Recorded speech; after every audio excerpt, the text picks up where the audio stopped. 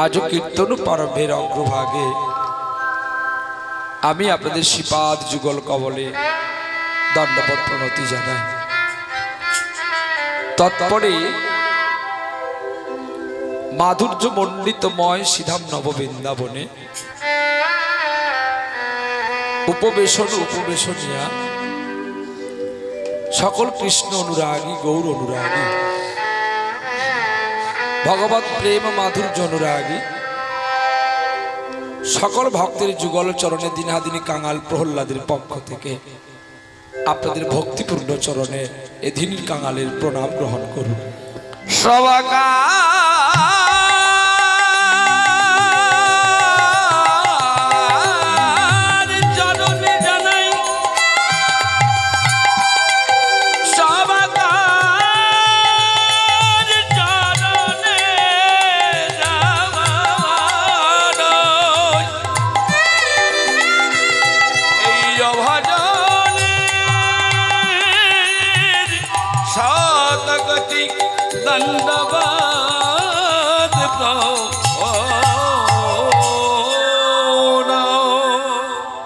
তৎপরে প্রণতি জানাই আদ্যাশক্তি যোগমাং রাধা,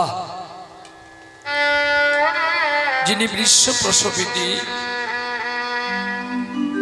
আল্লাদিনী শক্তির রসৌদ্গারিণী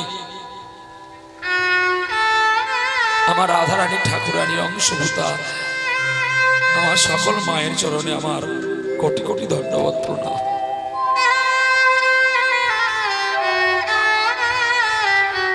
তারপরে ছোট ছোট ভাই ও বোনেদের প্রীতি শুভেচ্ছা অভিনন্দন জানাই। তারপরে বুক ভরা ভালোবাসা জানাই আজকের কমিটি বাবু সোনাদের, যাদের অক্লান্ত পরিশ্রমে আজ একটা পুষ্প ফুল প্রস্ফুটিত হয়েছে। তৎপরে প্রণতি জানাই অনন্ত কোটি বৈষ্ণব অনন্ত কোটি ব্রাহ্মণের চরণে। আর সকলে শেষে প্রণাম জানায় নদিয়ার নিমাই চাঁদ এবং তোমার জগৎগুরু নিত্যানন্দ প্রভুকে আমার কোটি কোটি প্রণাম। দেখতে দেখতে কতগুলো দিন আমার বয়ে গেল, কতদিন আপনাদের ভক্তির যুগল চরণ আমার দর্শনও হয়নি। সেই কবে এসেছিলাম, সকলেই আপনারা আমাকে অভিমান করেন, কিন্তু বাবা আমি তো একটাই জীব, সবাই যদি আমাকে ধরে টানেন হয় আমাকে মরতে হবে আর না হলে কারো চরণে আশ্রয় নিতে হবে। যাক, এত কষ্টের পরেও এত দিনের পরেও আমি যে আপনাদের যুগল চরণে আসতে পেরেছি আর নিজেকে ধন্য মনে করি। শ্রীমান মহাপ্রভু এই অধুনা কলিযুগে আসার কারণ অনেকগুলো ছিল। আজকে আমরা যার জন্য কীর্তন শুনতে পাচ্ছি সেই ব্যক্তিটি হলেন চৈতন্য মহাপ্রভু, যাকে আপনারা কেউ নিমাই বলে ডাকেন, আবার যাকে আপনারা কেউ গৌর বলেও ডাকেন, আবার যাকে কেউ রুদ্র বলে ডাকেন। ব্যক্তিটি একজন, কিন্তু তার নামগুলো রূপানুরূপকারী বিভিন্ন জন বিভিন্ন ভাবে তাকে ডাকে। কিন্তু তার আগে তো নিমাই চাঁদের আসার আগে অনেকজন ব্যক্তি এসেছিল হরিনাম প্রচার করার জন্য। হরিদাস এসে মার খেল, অদ্বৈত এসে ভয়ে চমকে গেল, নিতাই চাঁদ শুধু ঘুরতে থাকলো। শিবাসার গদাধর তার কথা বলে লাভ কি? যখন এদেরকে দিয়ে হলো না, তখন নিজেই আসলেন ব্রজ ছেড়ে। রাষ্ট্রপতি তার সিংহাসন ছেড়ে দিলেন। আমি যদি মাঠে না যাই, শুধু চেয়ারে বসে থাকলে আর কিচ্ছু হবে না। যখন ওই উঁচু সিংহাসনটা ছেড়ে দিলেন গোবিন্দ, ব্রজবাসী সকলে কাঁদছে। কানাই তুমি কি করলে?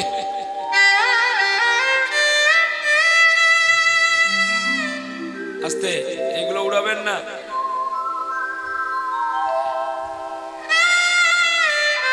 ও কানাই কারেবা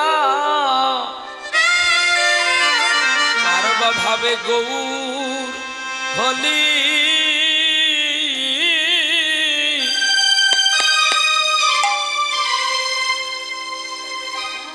ও গো তাই আমারে বলো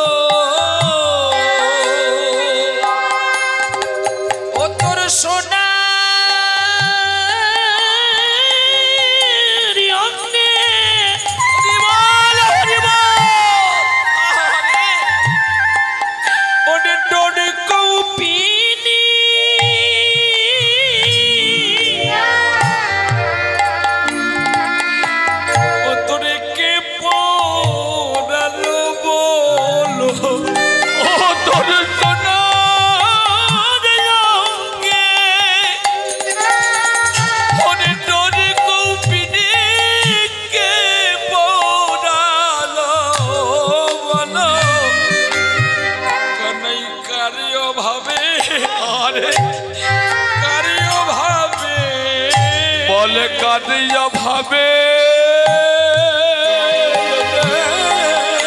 কাঁদিয়া ভাবে কাঁদিছ বসে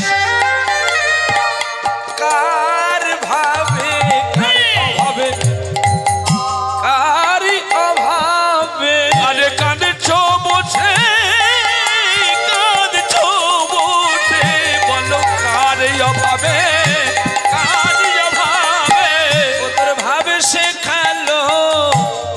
ভাবিনি ওরে জানি না সে হলো কেমন ধনী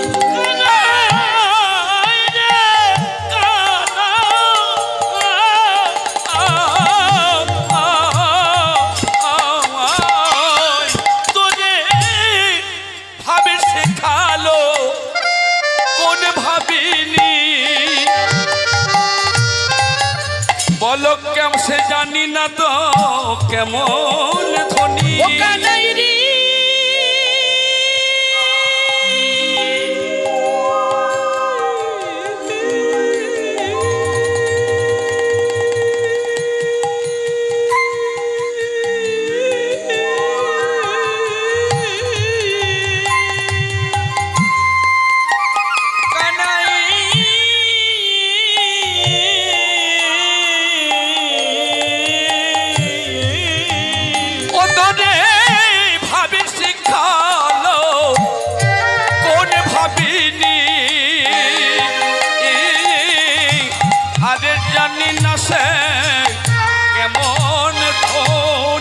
তোর সোনারি অঙ্গে কেমন ডোরে কৌপিনি কে পরালো বল ও তোর সোনারি অঙ্গে ডোরে কৌপিনি কে পরালো বলো কানাই কারবা ভাবে গৌর হলে তাই আমারে বলো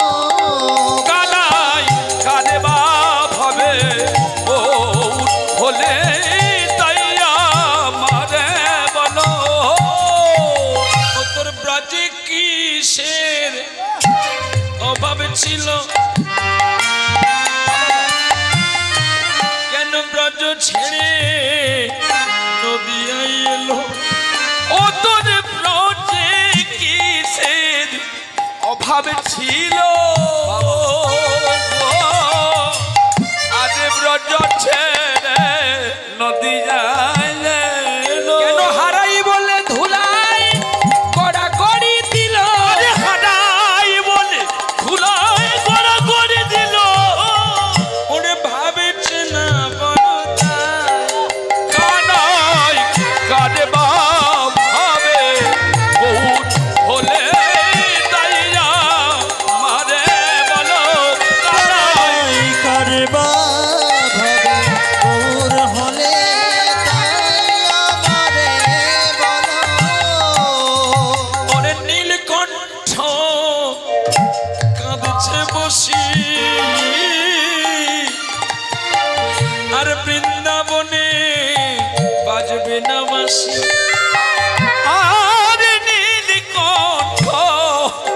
কাঁদেছে বসে আজ বৃন্দাবনে বাজবে না বাঁশি। এই পদটি যিনি আস্বাদন করেছিলেন, এই পদের ভাবচিত্তকে যিনি সেবন করেছিলেন, এই পদকে যিনি ভালো করে পদের মধ্য থেকে তাকে চিনে নিয়েছিলেন, তিনি হলেন নীলকণ্ঠ ঠাকুর। এই নীলকণ্ঠ কেঁদে কেঁদে বলছে, গোবিন্দ আজ আমি পথে বসে কেন কাঁদছি জানো? আর বাজবে না গো, আর বাজবে না গো, আরে বাজবে না মন, বাজবে না রাধা নামে মন বাঁশি। আর বাজবে না গো, বাজবে না গো রাধা নামে তোমার স্বাধীন বাঁশি। আর বাজবে না গো, বাজবে না গো জয় রাধে শ্রী রাধে বলে। বাজবে না গো, বাজবে না গো জয় রাধে শ্রী রাধে বলে। আরে বাজবে না গো, বাজবে না। আরে জয় রাধে শ্রী রাধে বলে। আরে বাজবে না গো, আরে জয় রাধে শ্রী রাধে বলে। বাজবে না গো, বাজবে না গো জয় রাধে শ্রী রাধে। আরে বাজবে না ও রাধে।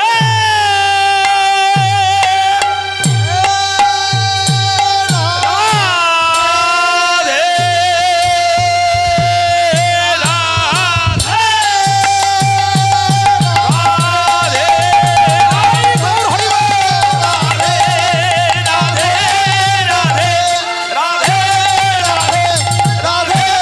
রাধে আর বাজবে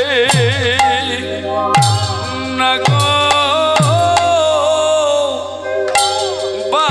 বাজবে না গো।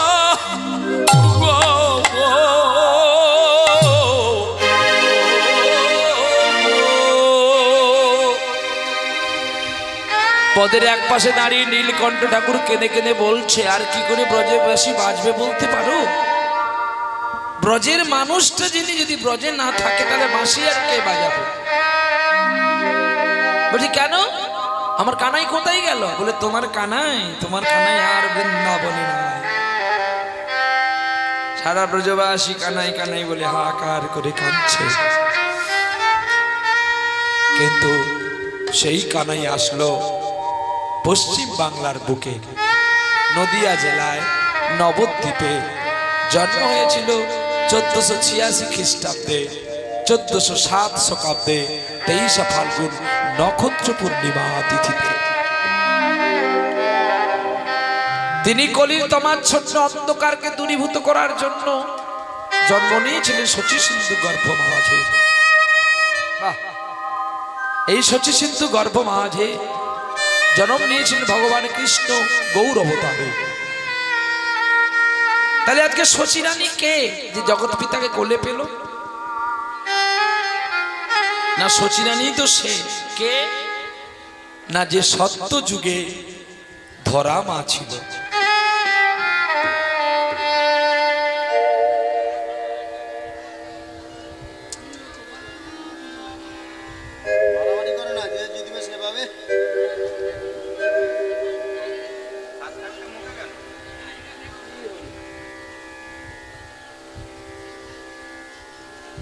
কি হয় এত কথা কেন?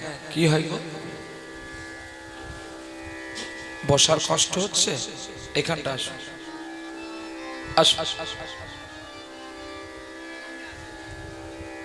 আমি তো আপনাকে বলছি, আপনি আসুন, আপনি আসুন। তুই জানা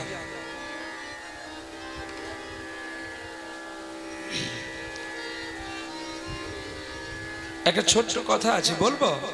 আমি বলিনি কেন জানো? তোমরা কষ্ট পাবে বলে। আর সেই কষ্ট পাওয়ার যন্ত্রণাটা আমাকে দাও, যাতে আমি তোমাদেরকে বলি। তোমাদের দক্ষিণ চব্বিশ পরগনায় অনেক কীর্তন হয়, আমি জানি, সবচেয়ে বেশি কীর্তন হয়। যে কীর্তন যদি শুনবি বীরভূম যাবি, কীর্তন যদি শুনবি বাঁকুড়া যাবি, আর কীর্তন যদি শুনবি হুগলি যাবি। কালকের দৃশ্য যদি তোরা দেখতিস টোকে মরে যেতিস। হ্যাঁ, বিকেল 4টাতে আমার গান, আমি বেরিয়ে পড়েছি, তার পাল নেই, পাল নিয়ে পালিয়ে গেছে। 22,000 লোকের প্যান্ডেলটা নেই, গুঁড়ো করে দিয়েছে। ভাবো কমিটি কি করবে এই মুহূর্তে? পরে দাঁড়িয়ে আছে তো স্টপ দাঁড়িয়ে আছে সব কীর্তনিয়া, গাইলে বিল, না গাইলে বিল, কেন কীর্তনিয়া পৌঁছে গেছে সকাল থেকে। এর প্রাকৃতিক দুর্যোগ হলে কে কি করবে বলো? কমিটি সে কাঁদছে। আমি বলছি বাবা তোরা কাঁদিস না, যেটুকু তেল পুড়েছে ওইটুকু দিয়ে আমি পালাই। আর কার সঙ্গে কি করবি তোরা বুঝে নে, আমার দরকার নেই। প্যান্ডেল যদি ভেঙে যায় আমি কাকে বলবো যে তোমার গান হয়নি, আমার টাকা দাও? কমিটি বলছে না, 19 সাল থেকে খুঁজে খুঁজে তোকে পেয়েছি, বৃষ্টি হয় হোক, পিটি পিটি পড়ছে, তখন 7টা বাজে, বুঝে গান হবে। সঙ্গে সঙ্গে দুটো মারুতিতে করে মাইক বেঁধে বলে দিল আমাদের প্যান্ডেল ঠিক আছে, গান হবে, দেখে যাও খেলা। সব তুলে তুলে চলছে কাদা কেটে কেটে, পুরো ভর্তি হয়ে গেল। ছাতা নিয়ে দাঁড়িয়ে দাঁড়িয়ে গান শুনছে। আর আমরা যেখানে আছি টুকটুক করে জল পড়ছে, ওর কিবোর্ডটা নষ্ট হয়ে যাবে, ওপরে একটা পেপার ঢাকিয়ে দেওয়া হয়েছে, আর আমরা 3 জনেই সব ভিজে ভিজে চলছি। হ্যাঁ, গান হয়ে গেল, মানুষ গান শুনলো, একটা সেফটি পিন পড়ে গেলে আওয়াজ হয়ে যাবে। ছাতায় তো বৃষ্টি পড়ছে, দাঁড়িয়ে আছে মানুষ। সেটা ভালো না এই বসে থাকাটা ভালো? কোনটা? আসল কি জানেন, আপনাদের ঘি ভাত তো পেটে সহ্য হবে না, ওই জন্য আপনাদেরকে বাঁকুড়া যেতে হবে, ছাতা মাথায় দিয়ে কাদায় দাঁড়াবি, তাতে তোরা শান্তি। একটা ছোট্ট ইঁদুর ছিল জানো, সে একটা মুনি ঋষির কাছে বাস করত। তাই ইঁদুর যখনই বেরোই বিড়ালটাকে লাভ মারে। এখন মুনিকে বলছে বাবা তুমি আমায় বিড়াল বানিয়ে দাও না। বলে কেন? না আমি বেরোলেই আমাকে বিড়াল লাভ মারে। ঠিক আছে, তা এখন বিড়াল বানিয়ে দিয়েছে। এখন বিড়াল বেরোলেই কুকুর ঝাঁপ দেয়, আর যেই কুকুর ঝাঁপ দেয় আবার মুনির কাছে সে কাঁদে বাবা আমায় তুমি কুকুর বানিয়ে দাও। বলে কেন? তুমি জানো না আমি বিড়াল হয়ে বেরোলেই ইঁদুর ধরতে কুকুর আমায় ঝাঁপ মারে। ঠিক আছে কুকুর করে দিচ্ছি। যেই কুকুর করে দিয়েছে, কুকুর তো রাতে ঘেউ ঘেউ করে, আর শিকাল মুরগি চুরি করে। কুকুর ঘেউ ঘেউ করে, শিকাল মুরগি চুরি করে। এখন শিকালকে কুকুর তাড়া করে। এখন একদিন 10খানা শিকাল মিলে কুকুরকে ভেবেছে আজকে তোকে আজকে সাইজ করব। এবারে 10টা কুকুর মিলে যেই তাড়া করেছে কুকুরটাকে, 10টা শিকাল, কুকুর একার প্রাণ বাঁচানোর জন্য মুনির কাছে হাজির। বলছে তুমি আমাকে শিকাল করে দাও তো। বলে তোর আশাটা কি একবারে বলতো। বলে তাহলে এক কাজ করে আমাকে বাঘ। এই মানে মুনি কি করছে, যা যা তুই বাঘ হয়ে যা। এখন কাজে কিনা সেই ইঁদুর বাচ্চাটা এখন বাঘ হয়ে গেল। তখন বাঘ হওয়ার পরে চিন্তা করছে যে আমি যে ইঁদুর, আজকে যে ইঁদুর থেকে যে আমি বাঘ হয়েছি এই খবরটা কিন্তু এই গোসাই জানে। তাহলে গোসাইটাকে আমায় খেয়ে ফেলতে হবে। এই গোসাইটাকে যদি আমি খেয়ে ফেলি তাহলে আমি যে ইঁদুর সেটা আর কেউ জানবে না। কাজে কিনা বাঘ ঝাঁপ দিল ওই মুনির ওপরে। মুনি বলে বাহ, আমি তোর কুষ্টি বিচার করি আর তুই কিনা আমারে খাবি রে। আয় আয় আয়। কুমন্ডল জল নিয়ে আজ গায়ে ছিটাইয়া বলল পুনর্মুষিক ভবন।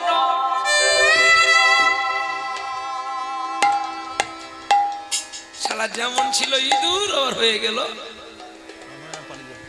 কি হলো? মানুষ এই যে জন্মটা আমরা পেয়েছি, এ জন্ম আর হবে কি না কোনো ওয়ারেন্টিও নাই আর গ্যারেন্টিও নাই। কাছে তো কত জায়গা পড়ে আছে, এসো না। ওই জায়গায় কি মধু ঢালা হয়ে গেছে না? ও জায়গা সরো না, আমার মেয়ে আছে, আমার জামাই আছে, কাছাকাছি বসছি কতদিন দেখে। কাজে তোদের গড়াই গন্ডগোল কিনা গাছের ফলটা এই আবের কথা বলবি না, চুপচাপ বস। আর যদি কথা বলবি তার টাকা দেবি পারবি। বিদায় করি। হরিনাম শুনতে গেলে একচিত্ত হয়ে শুনতে হয়। আমি অনেক জায়গা ঘুরেছি, অনেক জেলায় গেলাম, অনেক দেশে গেলাম, তবে বেশি হরি সংকীর্তন আমাদের এই দক্ষিণ 24 পরগনাতে হয়। কিন্তু হয়েও কি হবে, নিষ্ঠায় তো আর হয় না। বলে কেন নিশ্চয়ই কি করে হবে? ওই দেখো ওখানে দোকান, এখানে দোকান, সব গন্ধ বলে গন্ধ। আর একটু হরিবাসরকে একটু নিষ্ঠায় রাখতে পারবো না? হরিবাসরকে একটু নিরামিষ করে রাখতে পারবো না? হরিবাসর একটু প্রসাদী হব না? মাছ কাতলা মাছ খেয়ে দিয়ে হরিনাম শুনতে যাব, তাহলে ফল পাবো তো? কোনো কালে হবে না। এই জন্য বলছে আহার সূচি করো, তারপরে কৃষ্ণ নাম করো। আহার সূচি যদি না হয়, তুমি যতই ভজন করো না কেন, ভজন তোমার শুদ্ধ হবে না। সেই চৈতন্য মহাপ্রভু নদিয়ায় বুকে জন্ম নিলেন শচী সিন্ধু গর্ভ মাঝে। আর সেই শচী মা ছিলেন সত্য যুগে ভারতবর্ষে প্রয়াগ তীর্থের কাছে একজন জননী, তার নাম হলো ধরা সতী। ধরা সতী কেন হলো এই শচী মা? কেন জানো?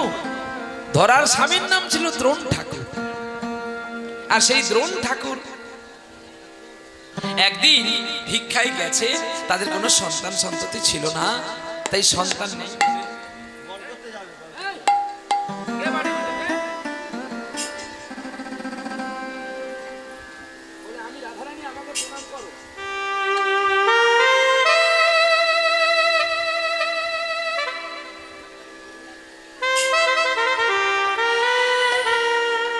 অভ্যাস যোগ ভালো, কিন্তু এ তো এখন স্বয়ং রাধারানী।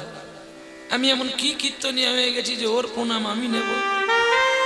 হ্যাঁ, সিদ্ধান্তগুলো দিয়ে আমার কাছে পাঠাবেন। আমি সেই কীর্তনিয়া নয়, আমি একদম কাশ্মীরি আপেল। ও যত বুড়ো হবো আমি, তত রস আরো মিষ্টি হবে।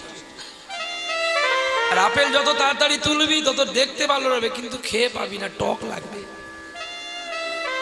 এই ছোট্ট বালক এখন রাধারানী, এই রাধাকে আমার প্রণাম করা সাজে।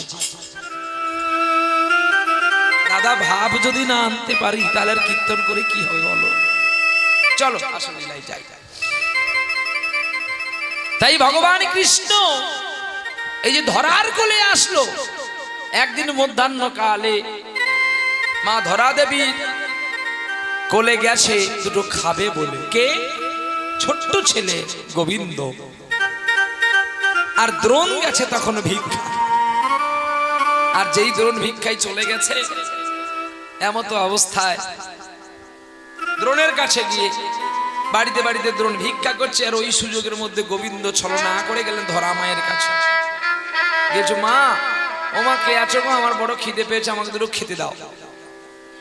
যেই বলেছে, ধরা মা চিন্তা করলো, আমাকে তো কেউ মা বলে ডাকে না, সবাই নিপুত্রী বলে বলে।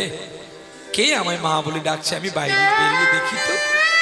যখন বাইরে বেরিয়ে দেখে এক ছোট্ট বালক দাঁড়িয়ে আছে, ধরা মা ছুটে গিয়ে তাকে কোলে নিল, নিয়ে বলছে, বাবা রে, আমার জীবন ধন্য হলো, তুই যে আমায় মা বলে ডাকলি। ও মা, আমার বড় খিদে পেয়েছে, আমায় খেতে দাও না।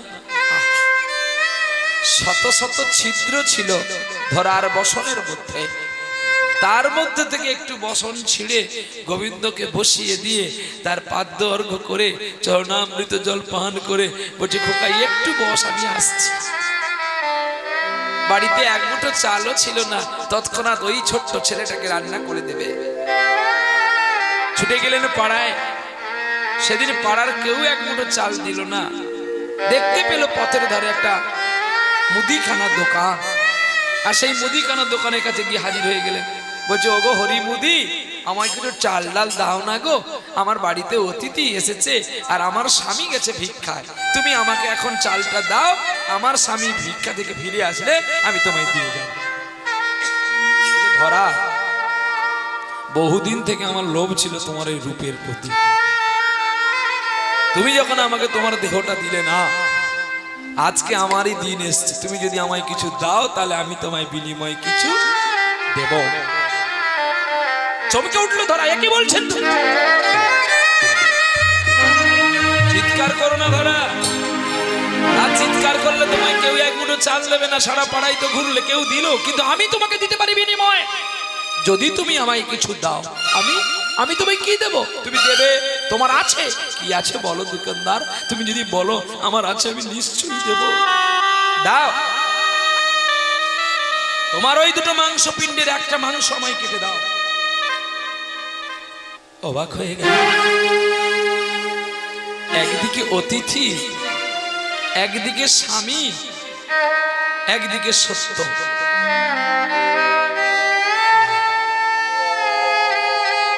কেঁপে উঠলেন ধরা। মা জানো কি, আমরা কিছু জানি কি শাস্ত্র সম্পর্কে? আমি দেব। স্তন কেটে দিতে গিয়ে যদি আমার মৃত্যু হয় হোক, কিন্তু আমি আমার স্বামীর অমঙ্গল চাইব না।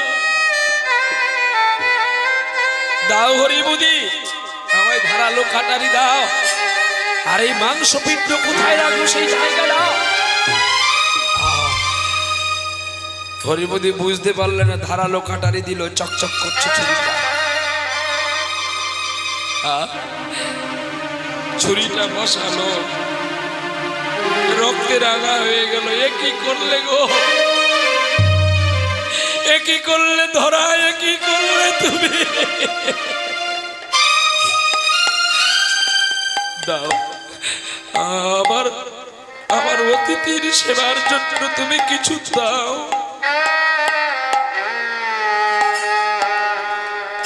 রক্তে রাঙা বসনখানা চিপিয়ে ধরে রেখেছে, গল গল করে ভর্তি আছে। কিছু চাল অতিথি সেবার মাপে নিয়ে এসে রান্না করলো, আর প্রবল যন্ত্রণা হচ্ছে। শুধু গোবিন্দকে বলছি, আমার খোকাটাকে খাওয়ানোর পরে আমার মৃত্যু হোক। গোবিন্দকে খাওয়ালেন।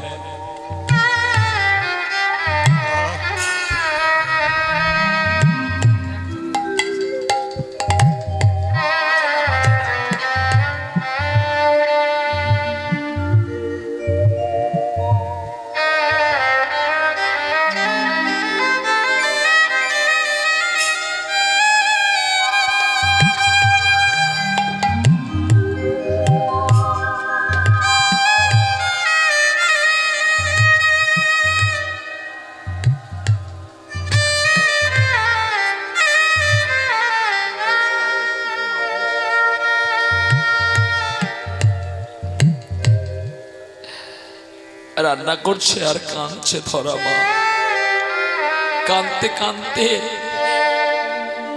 রান্না করে অতিথিকে কোলে নিয়ে খাওয়াচ্ছে। সব রান্না যা করেছিল সব শেষ, তবু গোবিন্দের উদর ভর্তি হলো না।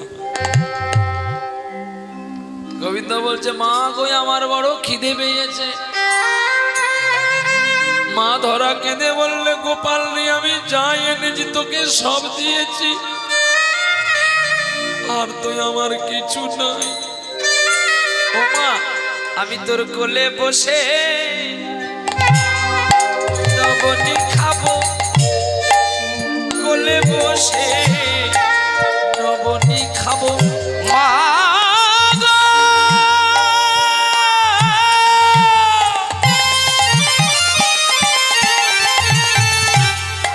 আমার জননী,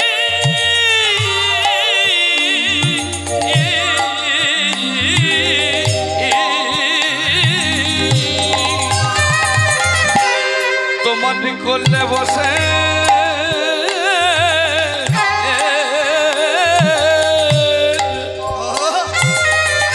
আমি নবনী খাবো। মাগো তোমার কোলে বসে নবনী খাবো। ওরে জোর করে বসে মায়ে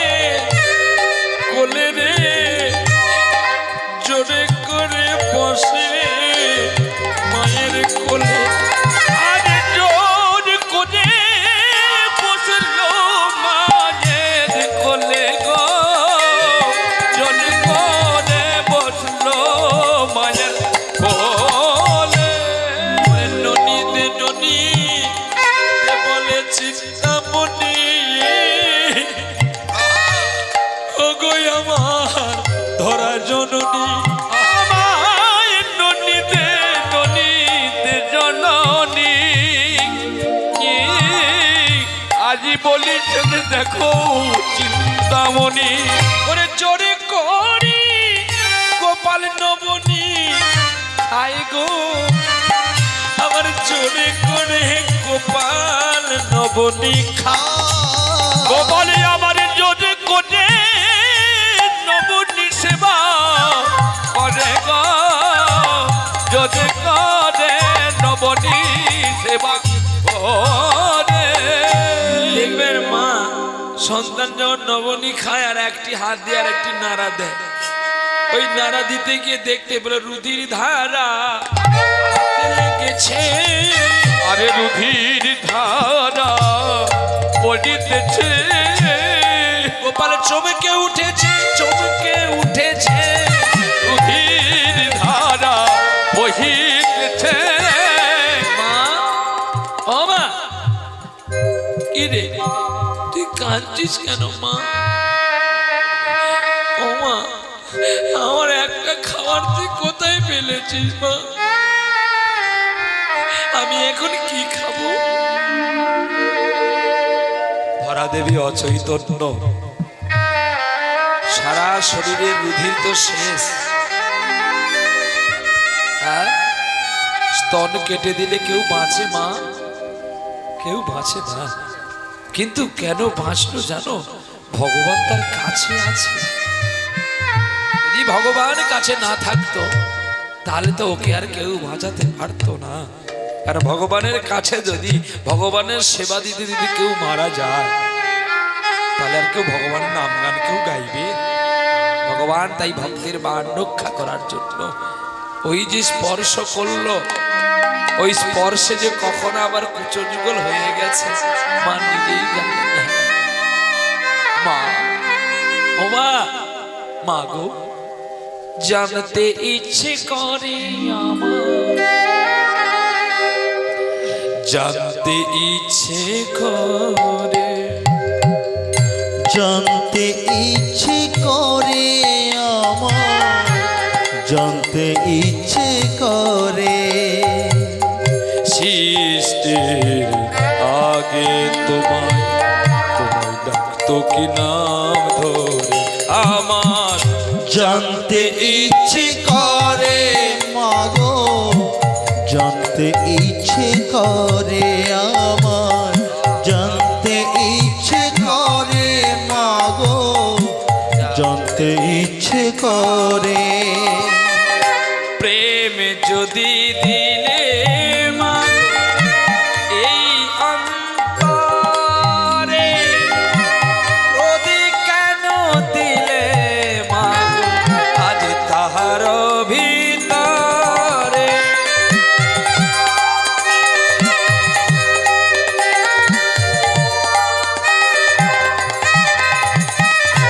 প্রেম যদি দিলে মাগো এই অন্তরে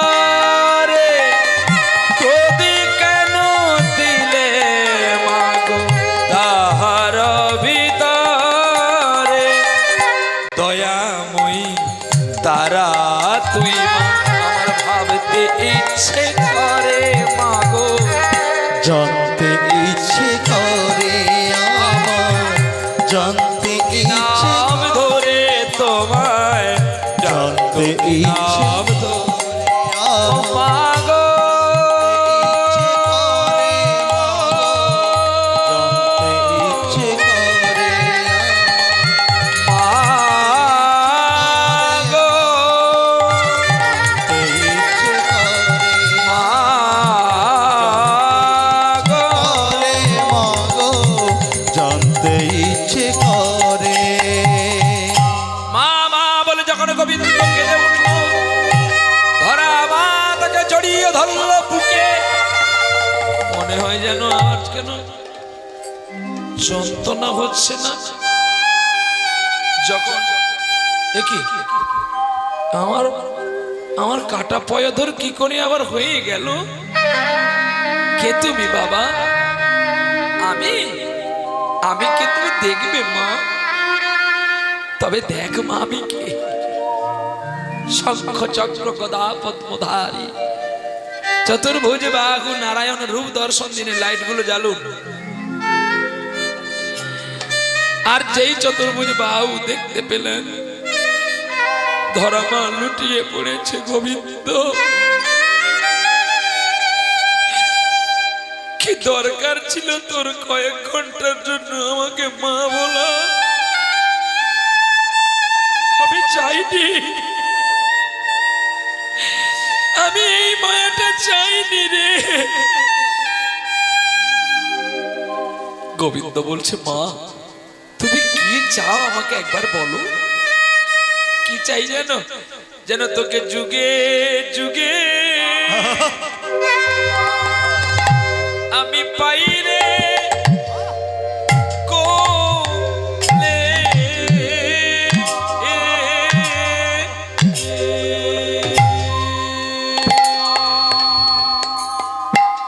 গোপালের তোরে যুগে যুগে আমি পাই রে কোলে।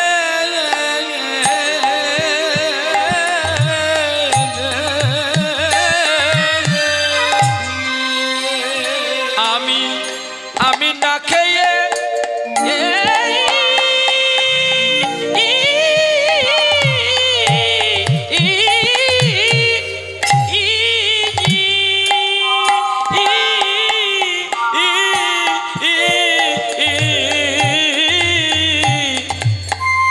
আমি না খেয়ে তোরে তোরে খাওয়াবো রে।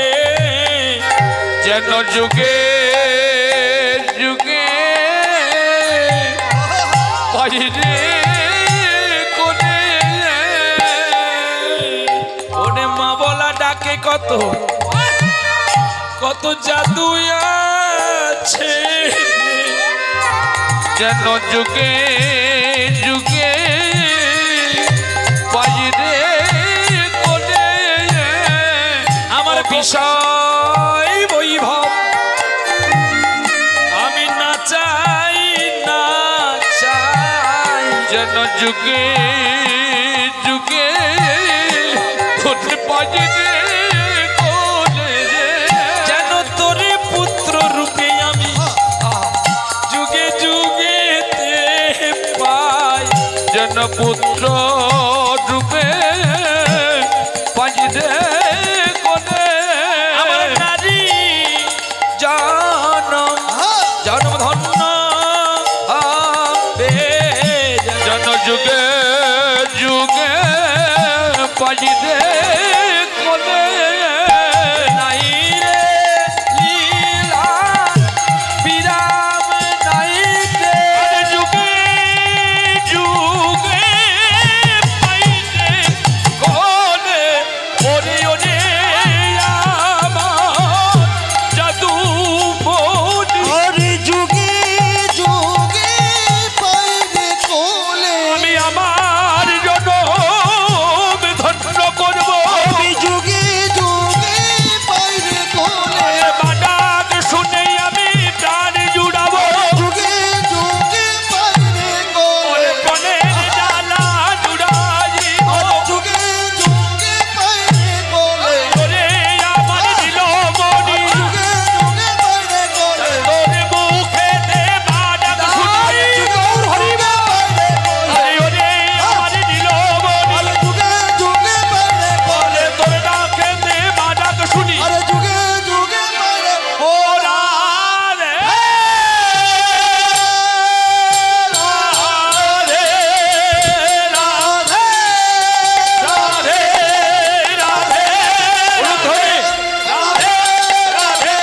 রাধে রাধে যেন পুত্র রূপে তোদের পাই রে কোলে।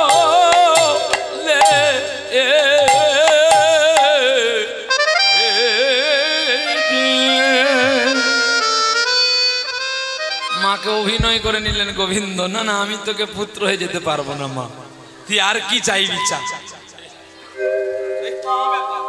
আমার আর কোনো প্রয়োজন নেই, আমার আর কিছু দরকার নেই গো, যদি তুমি আমার পুত্র হয়ে আসবে এসো, তাও এক যুগে নয় যুগে যুগে। ভগবান নিরুপায় হয়ে গেলেন। মা সোনা দানা কিছু নে না, বলে কি হবে, তুই তো আমার আসল সোনা, তোকে যদি না পাই আমার সোনা নিয়ে কি হবে বল। বাবা মা রোজগার করে কার জন্য? সন্তান সন্ততির জন্য, পরিবারের জন্য। যদি তার পরিবার না থাকে তার রোজগার করে লাভটা কি? তাহলে আমার যদি বিষয় সম্পত্তি তুই আমাকে দিবি, তুই যদি আমার পুত্র না হবি, তাহলে আমার বিষয় সম্পত্তি কি প্রয়োজন? মত করি তু অভিমান রে বন্ধু, झूठी तेरी शान रे, मत कर तू अभिमान, मत कर तू अभिमान रे बंदे, झूठी तेरी शान रे, मत कर तू अभिमान, तेरी काया तेरी माया वो तेरा जो हरि गुण गाया, झूठी काया झूठी माया वो तेरा जो हरि गुण गाया, रहो नाना लेके आ तेरे बंदे, मत कर तू अभिमान, मत कर तू अभिमान रे बंदे, झूठी तेरी शाम रे, मत कर तू अभिमान। तेरे पास है हीरे मोती, मेरे मन मंदिर में ज्योति। আস্তে, ভগবানের রঙে এত সোনা আছে, তাই সোনাই জ্যোতি দিচ্ছে। ये भजन लेकिन मीराबाई का भजन होते हैं, बड़ी प्रेम से गा रहे हैं। मत कर तू अभिमान, আমার ভক্তকে বলছি তুমি অভিমান করো না। ভক্ত বলে তোমাকে যদি না পাই কারোর অভিমান যাবে কি গো? হ্যাঁ, যেমন আমার অধিকারে যে মাকে বকুনি দাও, এই যে মা আবার কাঁদছে, মা যেমন আমাকে শাসন করে, আমারও তো অধিকার থাকবে মাকে একটু ভালো করে একটু বকে দিই, যাতে মা যেন কষ্ট না পায়। এমন বকুনিটা বকতে হবে, মাই তখন বুঝবে না আমার ছেলে ঠিক বলছে, আমি কেন কথা বলবো বাবা, চুপ করে বসে শুনি আমার ছেলে কি বলে। আর যদি তুমি রাগ করে থাকো মা, কষ্ট পেয়ে থাকো, আমায় ক্ষমা করো, কারণ আমার কাজই হচ্ছে আমার মা বাবাকে কৃষ্ণ পথের প্রতীক করানো। নিতাই গৌর প্রেমানন্দে হরিবল হরিবল। জানো মা, মাস্টার কখন তার ছাত্রকে মারে? যখন ছাত্র বারবার মাস্টারকে বিরক্ত করে। তার আগে মাস্টার কখনো ছাত্রকে প্রহার করে না, বরঞ্চ তাকে বোঝায় এটা নয়, এইভাবে করতে হয়। মত করি তো অভিমান, ভক্তকে বলছে তুমি অভিমান করো না, বলে কেন করব না, তাহলে তুই আমার পুত্র হয়ে আয়, তাহলে আমার অভিমান দূরে চলে যাবে। তোমার কাছে আছে হিরে মতি, আর আমার কাছে আছে নয়নের জলের জ্যোতি।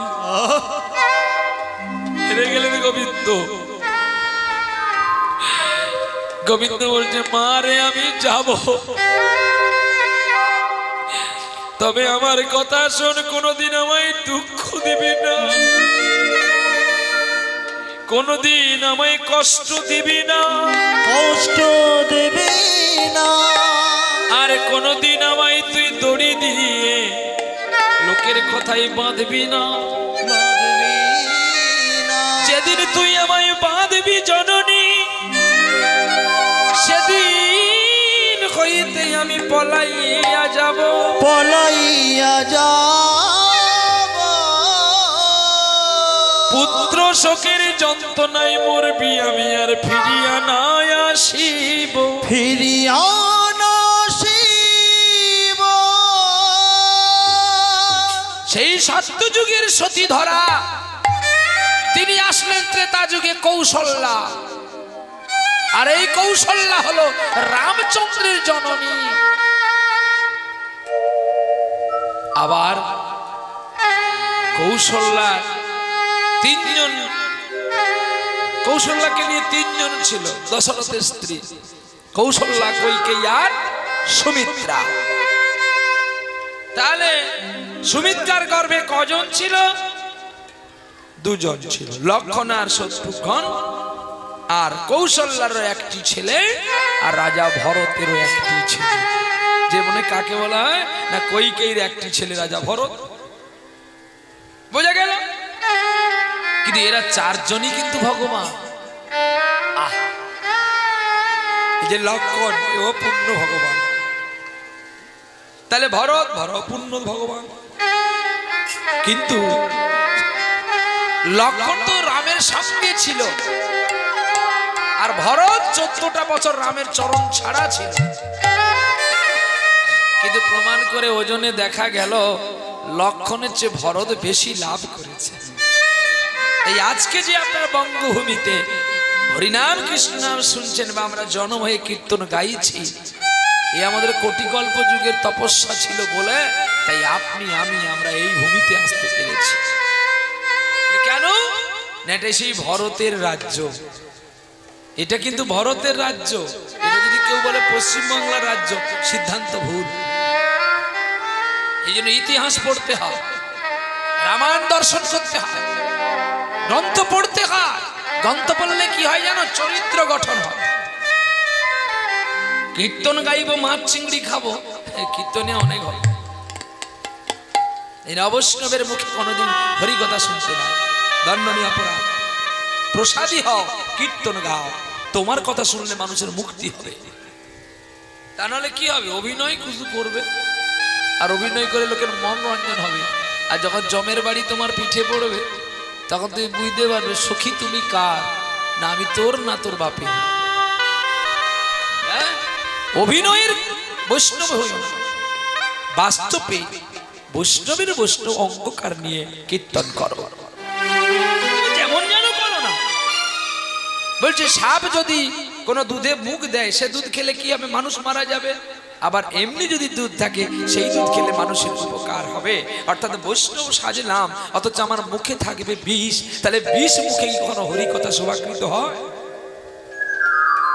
এই জন্য যারা কীর্তনীয় হবে তাদেরকে আগে পবিত্র মানতে হয়, তাদেরকে আগে শুচি হয়ে থাকতে হয়, তাদেরকে পরিষ্কার হয়ে থাকতে হয়। তবেই তো তাদের কথা অজ্ঞান মানুষগুলো মুক্তি পাবে। আরে আপনারা যদি সব জানতেন, তাহলে আমাদের বা এত টাকা দিয়ে আনতেন কেন?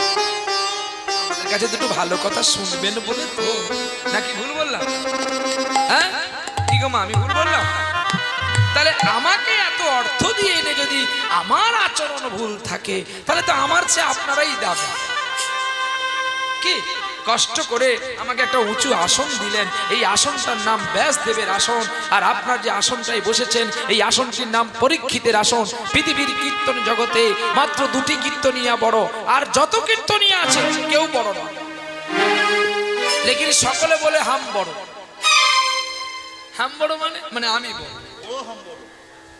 কেমন? কীর্তন জগতে এখন কীর্তন জগতের সম্রাট সুমন ভট্টাচার্য মহাশয়, তাহলে তিনি বড় কীর্তনিয়া না? তাহলে বোধহয় বড় কীর্তনিয়া আছে শালতোর বাঁকুড়ার কাছে আসানসোলে অঞ্জন উপাধ্যায়, বলছে না। তাহলে সব্যসাচী চ্যাটার্জি, বলছে না। তাহলে কৃষ্ণবোধ হালদার মহাশয় আপনাদের দক্ষিণ 24 পরগনার মণি, বলছে না। তাহলে সুরজিৎ বসু, বলছে না। তাহলে কৃষ্ণদাস মুখার্জি, বলছে না। আমার পরে যিনি গাইবেন বিশ্বজিৎ খাড়াবাবু, বলছে না।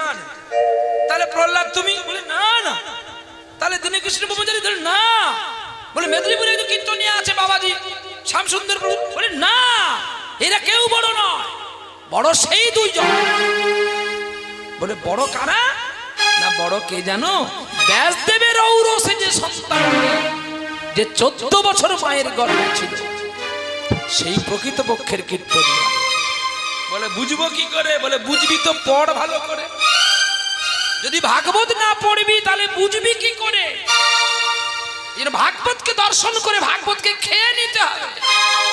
বলে দিতে হবে এত পৃষ্ঠায় লেখা আছে, দেখে না, তখনই তোমার বলাটা সার্থকতা হবে। কারণ তুমি পরীক্ষায় স্টার পেয়েছো, তোমাকে বলতে হবে হু হু করে।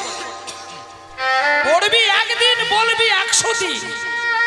যখন পড়বি ভক্তি করে পড়বি, আর পড়াটাই যেন তোর চিত্ত স্থিতি পটে লোড থাকে। তার প্রমাণ জানেন? 80,000 মুনির মধ্যে কেন সুখদেবকে এই ব্যাস আসনটা দেওয়া হয়েছে? কারণ সুখদেব যখন মায়ের গর্ভ থেকে ভূমিষ্ঠ হয়েছিল, মাতৃদ্বার দিয়ে নয়, জানুদেশ দিয়ে। মাকে বলেছিল, মা আমি তোমার পবিত্র দ্বারকে অপবিত্র করতে পারবো না। কেন খোকা? না, ওই দ্বার দিয়ে যতজন ভূমিষ্ঠ হয়েছে সকলের দ্বারের প্রতি তার লোভ থেকে গেছে।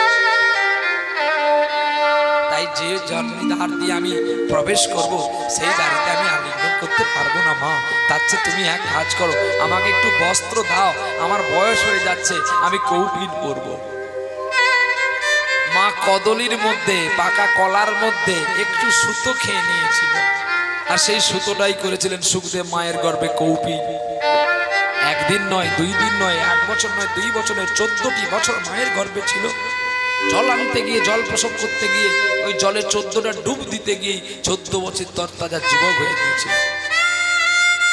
আর সেই যুবক চলে যাচ্ছে নদীয়ার পথের মতো দিয়ে, এক অজ্ঞাত সন্ন্যাসীর মতো, কৌপিনধারী, না আছে কোনো কিছু। ব্যাসদেব বলছে, পুত্র দাঁড়াও। পুত্র না পেছন দিকে ভেবে আগের দিকে চলছে। দেখতে পেল অনেকগুলো নারী জল কেলি করেছিল, তারা বসন করে রেখে দিয়ে উলঙ্গায় চান করেছিল।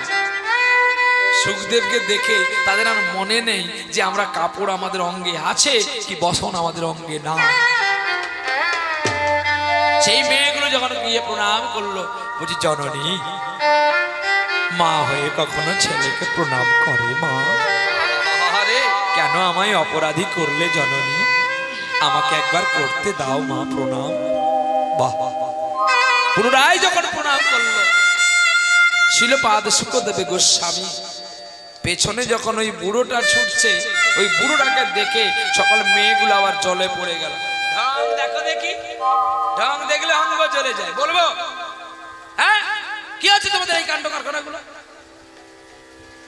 বুঝতেও জানো না, কিছু জানো, শুধু আগে দিকে এসে বসে বসে। আর না, তোমাদের বলছি, তোমরা আর ভয় পড়ে যাচ্ছ কেন? যারা যে ছুটে গিয়েছিল দেখবার জন্য, কাকে? শিলপাদ শুকদেব গোস্বামীকে। যুবকটাকে দেখে তোদের কাম জাগলো না, এই বুড়োটাকে দেখে তোদের লজ্জা দিয়ে গেল, যে জলে ঝাঁপ দিচ্ছে। তখনই মেয়েগুলো বলছে, ওগো বেয়াদব ব্যাস, তুমি ভালো কিন্তু তোমার বাপ ভালো। কি বললি? আমার বাপ তুলে কোথাও অভিশাপ? আরে থামো, তুমি কি অভিশাপ দিবি আমার জানা আছে। जैसा बाप का वैसी लड़का होते हैं। बाप जैसी का काम का बीज बता दिया और काम का बीज में आप भी जन्म हो।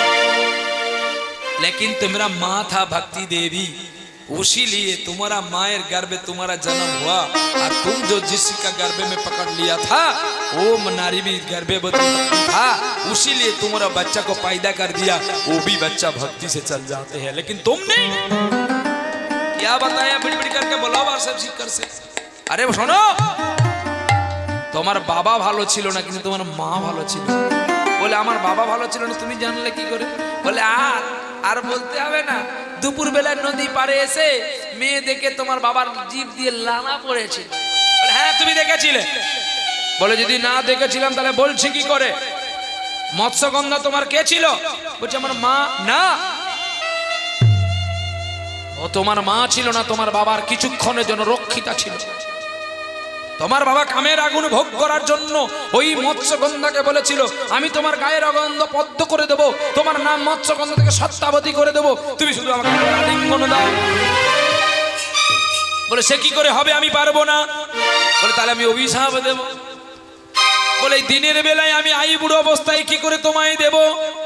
বলে আমার অঙ্গে যে আসবে সে পবিত্রমান হবে। চলো আমি যাই, এই বলে কুয়াশার সৃষ্টি করে একটা দ্বীপপুঞ্জের মধ্যে নিয়ে ওই সত্যাবতীর সঙ্গে আলিঙ্গন করলো। আর সেই আলিঙ্গনে জন্ম নিলে দ্বৈপায়ন শ্রীকৃষ্ণ বেদব্যাস। আর বেদব্যাসের পুত্র হলো শিলপাদ সুখদেব গোস্বামী। সুখদেব গোস্বামী। তোমার মা ভালো ছিল বলে তুমি আজকে এই শ্রীকৃষ্ণ বেদব্যাস হলে, নাহলে তুমি ওই তোমার বাপের মতোই হতো। তোমার মধ্যে এখনো কাম ক্রোধ দুটোই লুকিয়ে আছে, কিন্তু তোমার সন্তানের মধ্যে নাই। তাই তোমার সন্তানকে আমরা প্রণাম করেছিলাম পুত্র রূপে নয়, ভগবান রূপে। তাহলে আজকে কীর্তনিয়াকে আপনারা কোন জায়গায় দাঁড় করালেন? ব্যাসদেব এর পুত্র সুখদেব। সুখদেব মাছ চিংড়ি খায়, হ্যাঁ, সুখদেব মাংস খায়, ডিম খায়, কাঁকড়া খায়, মদ খায়। সুখদেবকে শাস্তি হতে হবে। আপনাদের ভুল হলে তবু গোবিন্দ মার্জনা করে দেবে, কিন্তু আমাদের ভুল হলে গোবিন্দ ধরে ফেলবে। এই জন্য বলে ফের কাও সাধু সাবধান। সাধু তুমি সাবধান হও, অসাধুকে বলে না। সাধুকে বলছে বারবার, কেন? তুমি শাস্ত্র পড়ছো, শাস্ত্র দেখছো, গ্রন্থ ঘাঁটছো, গ্রন্থ পড়ছো, প্রতিটি জায়গায় ভক্তদের কাছে তুমি বলতে আছো, তাহলে তোমার ভুল হওয়ার কথা নয়। এসে বলো রাধা রানী কি। তাহলে ভগবানের কাছে চিত্ত করলো কি? আর একটা কীর্তনিয়া যে ব্রহ্মার ঔরসে জন্ম নিয়েছিল, যার নাম দেবর্ষি নারদ। এই বিশ্বে দুটি কীর্তনিয়া বড়। এই জগতে যে কীর্তনিয়া আছেন না, জ্ঞানে বড়, বাহ্যিক জগতে বড়, পারমার্থিক জগতের বড় কি? পারমার্থিক জগতের বড় যদি আমরা হব, তাহলে আমরা হরি নাম দিয়ে কোনো অর্থ নেব? আমার কথাগুলো শুনতে খারাপ লাগে, কিন্তু সত্য কিনা মিলিয়ে রাখো। কি পারমার্থিক জগৎ আলাদা, বাহ্যিক জগৎ আলাদা। এই বাহ্যিক জগতের মানে আমাকে বাঁচতে হবে আর আপনাকে বাঁচাতে হবে। পারমার্থিক জগৎ মানে এই একজনের কাছে দিয়ে দিলে সারা বিশ্ব পেয়ে যাবে, আর সারা বিশ্ব পাওয়া মানে আমারও পাওয়া হবে। তাই ওই শিলপাদ সুখদেব গোস্বামী হরি নাম শুনেছিলেন পরীক্ষিত মহারাজকে। পাণ্ডব বংশের পুত্র, অভিমন্যুর পুত্র, উত্তরার গর্ভে যিনি এসেছিলেন রাজা পরীক্ষিত মহারাজ। এইবার শোনা গেল সেই কৃষ্ণ জন্ম নিল দেবকীর গর্ভে। আর দেবকী ছিল কৈকেয়ী। আপনার সকলে জানেন কৈকেয়ীর স্বভাব খারাপ ছিল, তাই ভরতকে রাজা করবার জন্য রামকে বনবাসে দিল। বলে না রে না, একবার রামায়ণ ভালো করে পড়ে দেখে নে না। যদি কৈকেয়ী রামকে বনবাসে নাই দিত, রামকে ভগবান বলে বলো কে বাঁচিনিত, কে বাঁচিনিত। কিন্তু ছলনায়ের কপট করে যখন রামকে বনবাসে দিল, তবু পুত্র রূপে এলো বটে, স্তন পান না করিল, স্তন পান না করিল। আর এ যুগে যে ধরা মা ও যশোদা হলো রানী, আর আনন্দে গর্ভে সন্তান কন্যা প্রসবিল তিনি। ঝড় বৃষ্টির অন্ধকারে বসুদেব নিয়া চলে ধীরে, আরে রাখিয়া পুত্র সন্তান কন্যা নইয়া যায় বারে। সেই কন্যাকে দুষ্টু কংসাসন যখন মারিতে যে গেল, ওরে কন্যা উড়িয়া দৈব আনিয়া কইতে লাগিল, কহিতে তোমারে বধিবে যে গোকুলে বাড়িছে সে। চমকে গেল রাজা, চোর লাগালো, চোর লাগালো। আজকের দিনে দেখো কোথায় সন্তান জন্ম হয়েছে, গোকুলে। জানতে পারলো নন্দ রাজার পুত্র হয়েছে, ওকে মারতে হবে। কংস কত ছলনা করলো, অগাসুর বকাসুর পুতনাকে পাঠালো, কিন্তু মারতে পারলো কি? পারলো না। কারণ মৃত্যু তো লেখা আছে জরাবেদের হাতে। সে পুতনা গেল মরবে না, অগাসুর গেল মরবে না, যে যত যাক না কেন তার মৃত্যু হবে না। কারণ কৃষ্ণ যে কথা দিয়েছে বালির পুত্র অঙ্গদকে, আর এই অঙ্গদ হয়েছে জরাবেদ। তাই জরাবেদের হাতে সরজ নদীর কূলে দ্বারকানাথ থেকে আরো অনেক পথ দূরে, সেখানেই তার মৃত্যু দংশন আছে। তাহলে এখানে তার হবে না। সেই কংসকে মুক্তি করার জন্য আজকে কংসের মামা ভাগনা রূপে জন্ম নিলেন। কোথায়? মথুরার কংসের কারাগার হইতে চলে গেল নন্দালয়ে। নন্দের আলোয় কৃষ্ণ দিনে দিনে বাড়ে। হ্যাঁ, কৃষ্ণ দিনে দিনে বাড়ছে, বাড়তে বাড়তে কৃষ্ণ প্রেমের জগতে শুদ্ধ করে বড় হয়ে গেল। আর সেই কৃষ্ণ আজকে সকল লীলা শেষ করবার জন্য, তোমার আমার অন্ধকার দূর করবার জন্য এই নদিয়ায় এসেছিল। ওরে নিতাই যদি এই দেশে এলো, নিতাই যদি এই দেশে এলো, ও আমার নিতাই যদি এই দেশে এলো, নিতাই যদি এই দেশে এলো, জীবের সব জ্বালা দূরে গেল, ও জীবের সব জ্বালা দূরে গেল। ও আমার নিতাই যদি সেই দেশে এলো, নিতাই যদি এই দেশে এলো, ও আমার নিতাই যদি এই দেশে এলো, নিতাই যদি এই দেশে এলো, তাই আসতিছে রাস্তায় তার নামা বলি গায়, হরির নামের তিলক মালা দুলতিছে গলায়। ও নিতাই আসতিছে রাস্তায়, ও তার নামা বলি গায়,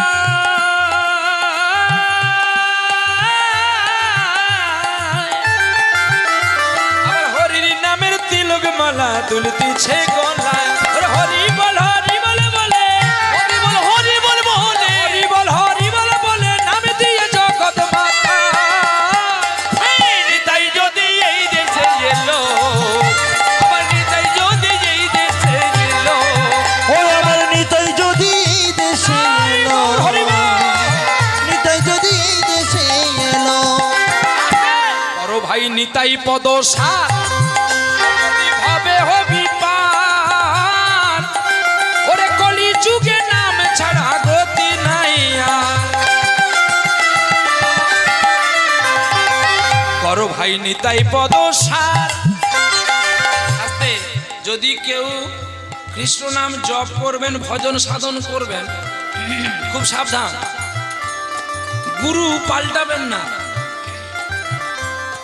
গুরুর কাছে অনুমতি নিবেন, নাহলে যাত্রার কাছে আবার গুরু করতে যাবেন না। এখন তখন গুরু পাওয়া যায় পয়সা দিয়ে, বলে কানের গড়ায় ফিস ফিস মাসি মাসি চাঁদা দিস। হ্যাঁ, 100টা যদি আমি শিষ্য করতে পারি, আমার আর কোনো খাটাখাটনি করতে হবে না। মাসি মাসি প্রতিদিন 1 টাকা করে দিবি, তাহলে একজন বাড়িতে 5 জন থাকে, তাহলে 5 টাকা, তাহলে মাসি 150 টাকা। এরকম যদি 100টা ফ্যামিলি থাকে কত টাকা হবে? কানে গড়ায় দিয়ে দিচ্ছি, একদিন নেব প্রতিদিন। হ্যাঁ, আবার মাইক দিয়ে দীক্ষা হচ্ছে, কি কায়দা জানে গো নিতাই গৌর হরি। এই জন্য বলছে সদ্গুরু আশ্রয় করো, সদ্গুরু আশ্রয় না হলে কিন্তু কৃষ্ণ পাওয়া বড় দুর্লভ। বলে কেমন করে না, যদি গৌরের কাছে যাবি তাহলে আগে নিতাইয়ের চরণ ধর, নিতাই চরণ না ধরলে যদি গৌরের কাছে যাবি পুড়ে মরবি। বলে কেন? নিতাই চাঁদ হলো ট্রান্সফর্মার আর গৌর হলো 440 ভোল্টেজ।